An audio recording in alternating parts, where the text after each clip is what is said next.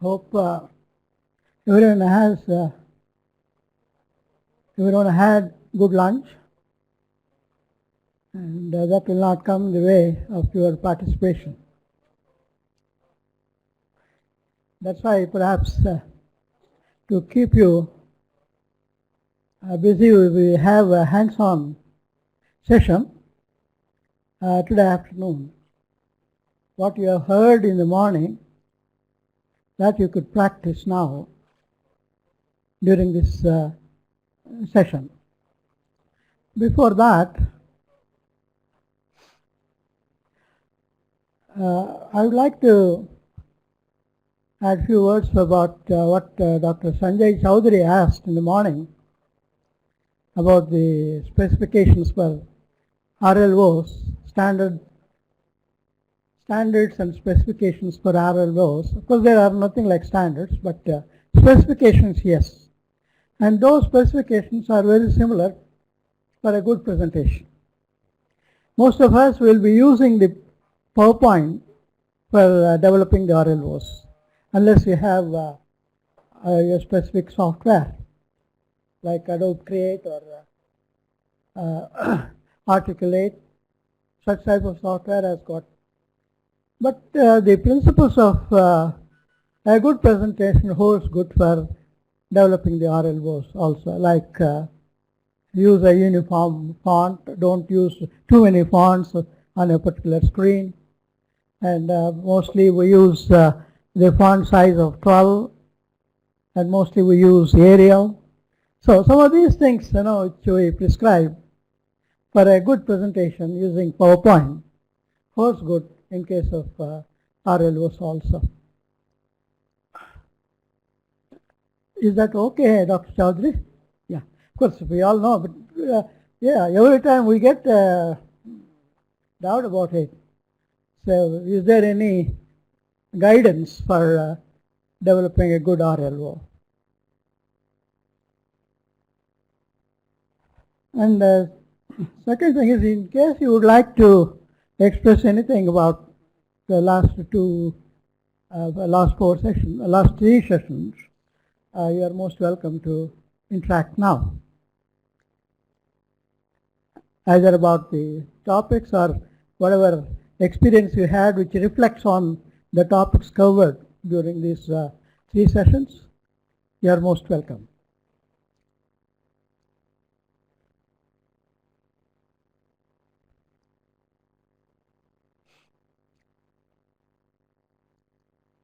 Anybody has anything to share with our friends? Dr. Divakar, I am Bama Shankar from Odisha. I am a little bit afraid. Farmers are having thousands of hectares of land in Florida, and here in Punjab they are having hundreds of hectares of land.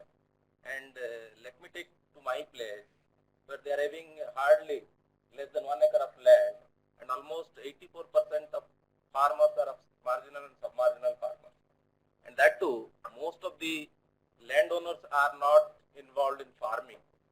70 to 80% are in tenant farming, and they are beyond the reach of the literacy also, and they don't have the knowledge what they have in acreage of their land, and but they are having well versed with how many bottles they have drunk today.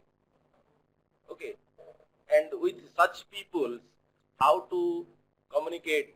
Just like Basanta told yesterday, that training, demonstration and field visit. And to me it seems that there is no meaning of training, demonstration, field visit to those people. And regarding training, if we are involved in so much of training to those people, and at the time of training nobody will be there, but at the lunch hundreds of people will be there. And regarding demonstrations, it's of no use to them. So long as government support is there, they will go for demonstrations. And after that, nobody will adopt that one and nobody will go for the demonstrations. And regarding field visit, they are nowhere interested in the field visit, if at all, to some visiting places, not for any such places. And that too, not the farmers, but the small leaders, cozy leaders, so to say. They are involved in the government people, and they will be going for the exposure visit. then what to do with these peoples with such knowledge sharing, and how to communicate the knowledge to those people? Let me know. Anybody would like to share your experience on the comment made by Dr. Rat? Yeah, Dr. Rat. Yeah. This is Dr. Rat. And the thing is, actually, you need not just copy or replicate whatever they told in your back home situation. The thing is, we have to think laterally, and we have to do certain modifications according to the local situation and proceed. Regarding those massive open access courses and all, I don't think right now they are suitable for our farming community. But you can think of the videos that are developed by the Digital Green. To some extent, I Yes. think that will be of useful one. Practical for you. Yeah. But if at all that is available, I will be talking to with those people later on. Yeah. Some good technologies you can suggest them and they'll develop videos. You can make use of that. That is one idea. But the thing is, at the time, they will go with, they are out of their mind, because all them are totally drunk people. Tribal dominated area, they're totally Okay. drunk people. Every day they are in havoc. Okay.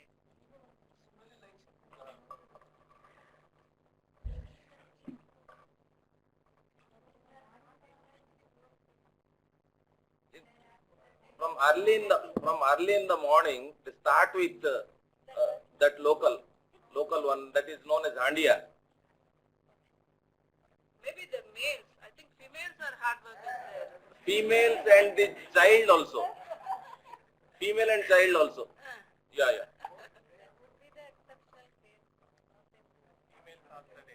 And wherever AP people are there in Odisha, they are doing excellent work in the field of our people, but our people are not in favor of doing any work there. And that too, the anti-agriculture policy like MNREGA and 2 kilo rice per kg or 1 kilo, 1 rupees per kg, that is totally spoiled agriculture in state like Odisha also.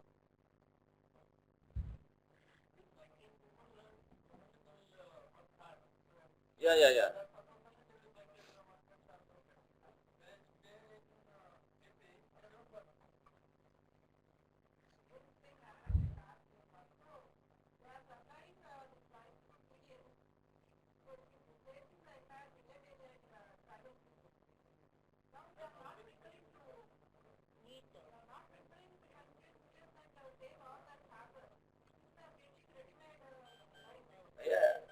If 1 rupees per kilo, if at all he works per day, at least 150 rupees per day, then the entire month requirement is fulfilled in a day itself. Yeah. Maybe, Dr. Rat, it may take some more time, some more years for those farmers to come up, But it is universal, not only in Orissa, even in Andhra Pradesh also same. When you give them subsidy, yes, they will follow up. I don't know about Kenya, our friend can share. So once you take out the subsidy, then they will be back to their practices.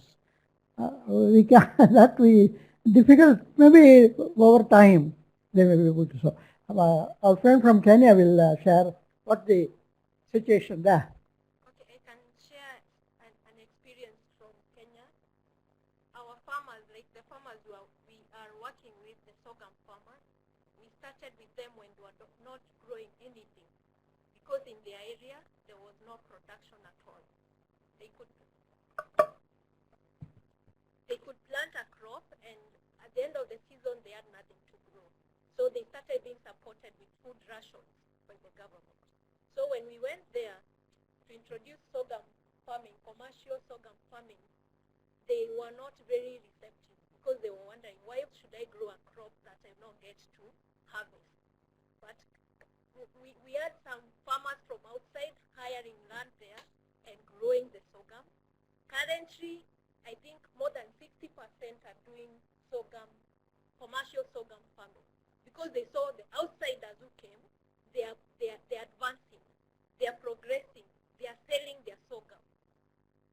But without showing them, starting, by example, getting somebody to come practice what they are being taught, then at first they were not very receptive. They didn't want to practice something that they thought will be totally a loss. But now they are really advanced. They have even mechanized sorghum production, from planting to not harvesting to threshing, transport. They are using tractors now. From people who were not planting anything, or they could just set aside a small area where they could grow just subsistent food. But now they are doing commercial production of many more crops, with training from you produce for consumption. After that, you link to market to sell the surplus. That way you generate income. After that, they are developing more. They are now engaged. They are engaging themselves in more income generating activities than what we found them doing. And with that kind of experience, I believe there's no particular area farmer that cannot grow a crop given the proper incentives. Thank you. Thank you. Dr. Gracia, from Philippines, would you like to share some of your experiences in our country? In fact, I'm from MANAGE, the National Institute of Agricultural Extension Management. And in fact, what you mentioned was the issue of content. We are trying to build content, but how suitable right now is it for farmers? But well, I think we need to look at building those objects for farmers, which is more farmer friendly. And RLOs are one way to do it, and we can actually make it possible for farmers to be able to access it through various technology, like bundling information on mobile phones, which is already being talked about and being done in different places. So we need to capture the content and build it in such a way which is more suitable for farmers. I think the basic thing is to first build the content which we are talking about through various initiatives, and then package it in such a way which is farmer friendly. So we could focus on those aspects and carry it through bundling it on mobile phones, which is one of the best ways, and then various initiatives like community radio station and all coming up. So, and sharing all those programs on the internet and accessing through again the village knowledge centers. I think these are multiple ways in which we could give access to information to farmers. The same information.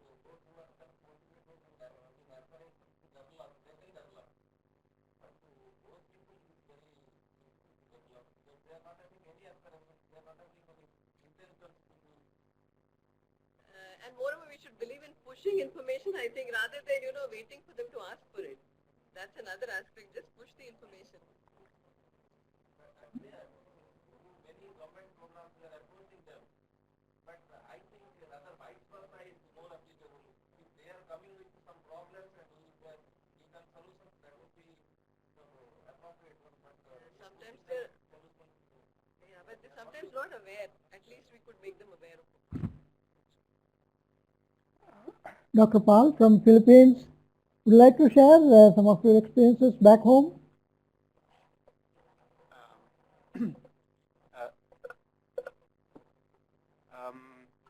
Similar to what he said, we could see those things also. There are some people who are indifferent, but with the involvement of NGOs and involvement of the farmers themselves, we invite them in the university, they tend to become active. So it's not a one-way education. We ask from them and do the reverse thing. So they will feel their involvement. So perhaps that could reduce their indifference. Thank you, Dr. Pal. Dr. Musa, would you like to say how knowledge is being shared to the farmers back home? Thank you. Few examples that we use in West Africa in general, but more particularly in Mali and then in Niger. We do a lot of farmers to farmers exchange visits, and then for instance, at IFRISAT we do have what we call farmers field day that we organize once every year towards the end of the cropping season, and then we try also to develop some participatory video, and then with some video elements that we share with the farmers so that they can access, the knowledge and the information through those, kind of, media.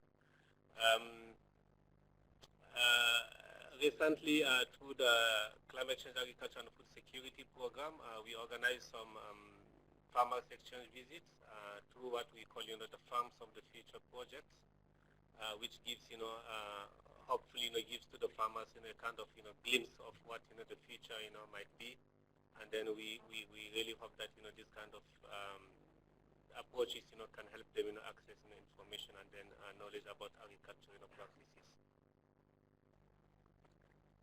Thank you, Dr. Musa. Anybody else would like to? Dr. Nath, actually, ICRISAT, we tried to share the information from ICRISAT to the farmers in a project called Virtual Academy for the Semi-Arid Tropics. It's called, in short, called VASAT. There we used the hub and spokes model.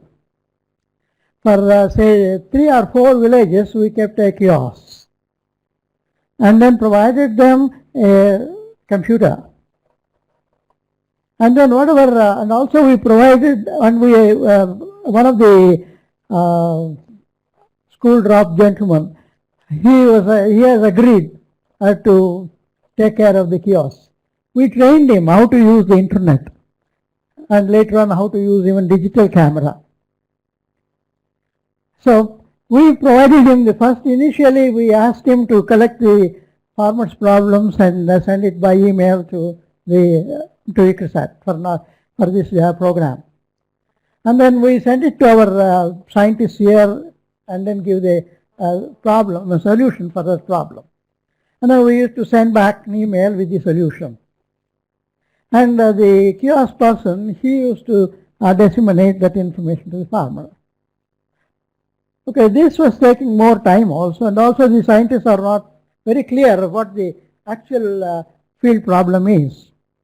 So later on, we provided that gentleman with actually some few ladies also were there operating the kiosk. We gave them a digital camera and then shown them how to operate it.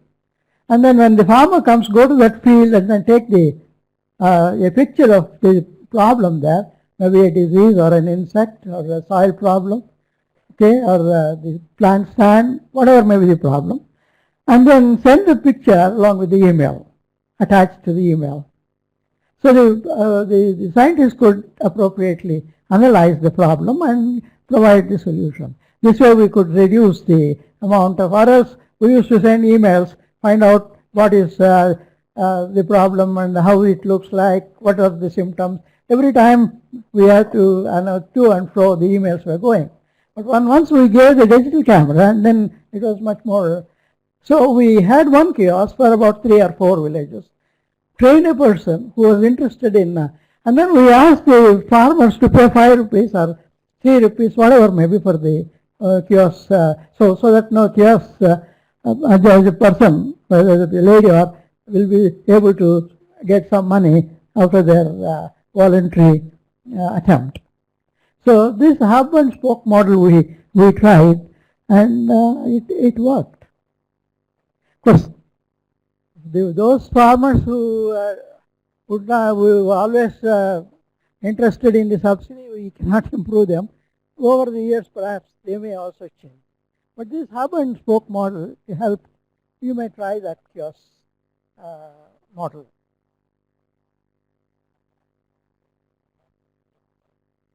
Is it a question to me? Sorry, my hearing is very poor. You can just write down and send it to me, please. What are the activities that are taken up in that kiosk? Kindly write and send it to me, because my Okay. hearing is so bad. So that's why I'm not participating in the workshops.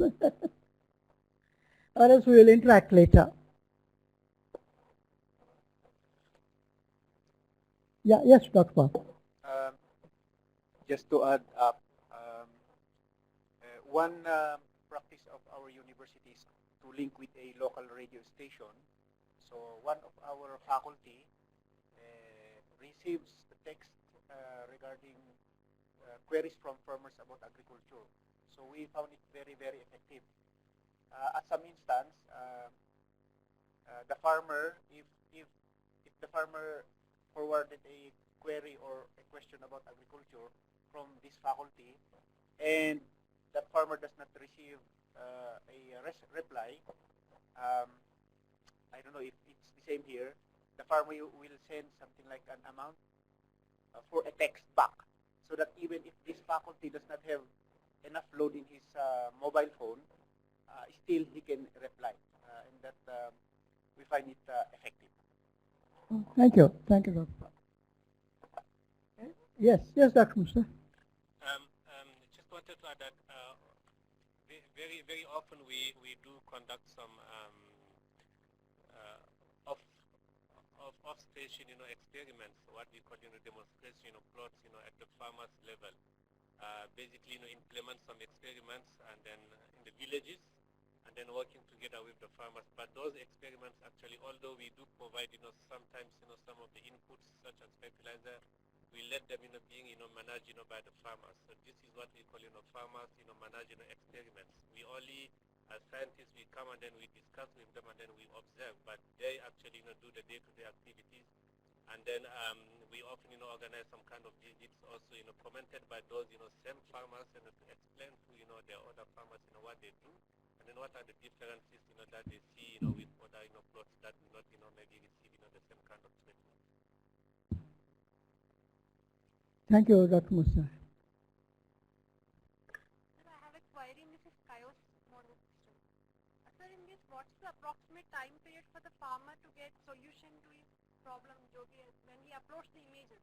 Okay. So what's the approximate time period? Yeah, in ICRISAT, initially when we based only on email and then to and fro emails, to answer a question, it was taking almost 7 days. So is the farmer so patient enough to wait till then if at all there is a pest outbreak? No, that's right. I agree with you. That's why after giving the digital camera and then getting the solution, getting the problem very correctly, then it was reduced to about 2 days or so. They have data on that. Yeah, they have data on it. Especially when the problem is very clear, it is easy to give the solution. If the problem is maybe difficult or the answer also will be delayed. But of course it takes time. No, that's right. Not like just visiting and then giving the solution. But sometimes, of course, in that project, in the WASAT project, we trained many of the ladies by conducting video classes, video conferencing classes. So we tell the ladies to come, and then there was one welfare center for the ladies in that village. So we asked them to assemble every day, maybe around 2:30, 3 o'clock when they are free. And then we used to conduct some classes from here. We used to say, for example, a specific, it is timely based. Suppose if the groundnut crop is there, okay, and then some type of problem has been issued, relayed by a farmer on, say, root borer or something like that. Then we used to help the ladies to understand what the root borer is, how it looks like, what is the damage looks like, how you can diagnose, and what is this solution for controlling that pest or disease. So we used to conduct a class also, in addition to sending the problem, so that these ladies will be able to help the farmers. Yes, Dr. Gunjal. What I feel, there are 3 generations of farmers in farming business. The first generation farmers, they have a lot of time and lot of patience. They even wait for your letter to come. The second generation farmers, they have no patience. If you don't provide anything, they will go to other sources, and the sources are available. Then another than young generation farmers, they don't depend on you. They have their own resources to handle the problem. So it's not like that testing the patience of the farmers. The third generation farmers, they are very smart. They don't need your services. The second generation farmers, they need your services sometimes and sometimes not. and the large generation farmers, they are now going out of the farming. Okay, Dr. Kunjal.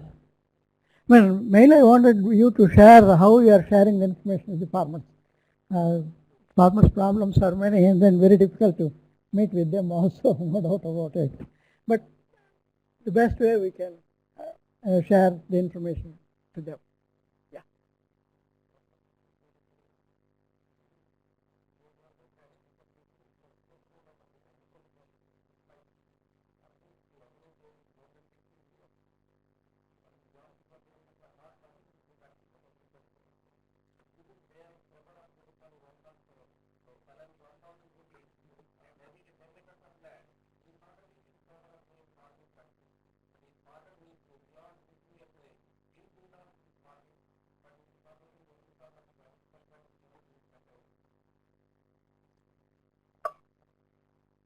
Then agriculture in Orissa will be doomed. Yeah, that's the problem. And the same with the students also. It is very difficult to teach agriculture students who are not coming out of their own wish to the field. Whenever they are not getting any engineering, whenever they are not getting any medical science, they are coming to agriculture. And that also creating problem to you people to teach the students who are not interested in teach in agriculture subject. But that's there. We are tackling the problems. But I don't think they are at fault, because the situation has changed them. Because given an opportunity, nobody wants to go for hard job. Everybody wants a soft job. Given an opportunity, people will not go for farming.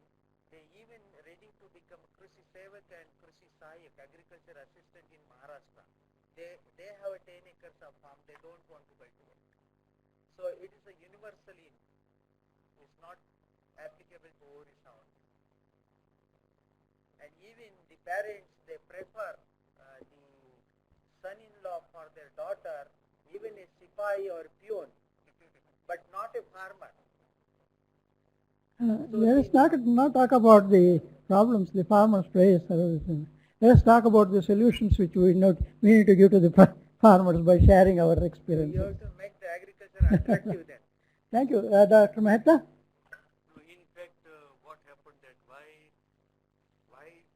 people do not wish to agriculture farming, and also parents do not wish to marry their daughter to the farmer.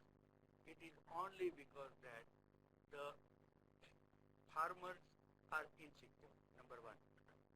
Number two, they and we fail to provide them appropriate market strategy, number two. And number three, we are not able to provide a proper education to the at grassroots level at villages, because farming is always at village level. So if we want to support the farming community, internet and knowledge sharing is the best and appropriate tool, and we must have a experience on hand that how this tool can go to the grassroots level, and this videography and all these things is okay, but it should be in the touch. It should be in the touch of the farmers, and farmers, if know how to use the mobile, he is quite enough and smart how to use the internet. But the main thing is that we should learn them, we should taught them, and the facility should be at grassroots level. Then and then, such type of activity will be benefited to the farmers. Thank you. Yeah, thank you, Dr. Mehta. Of course, we have some other sessions also we can interact like this. Now it is time up for the next session.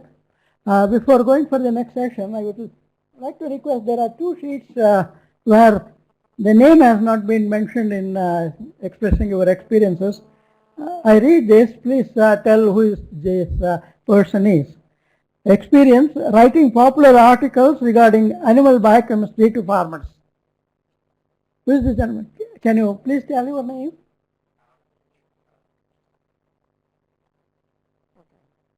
And the another one, second sheet is the experience. The person said farmers to farmers exchange visits.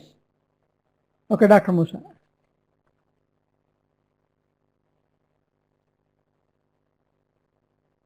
Thank you very much. Now Dr. Modi will take the floor.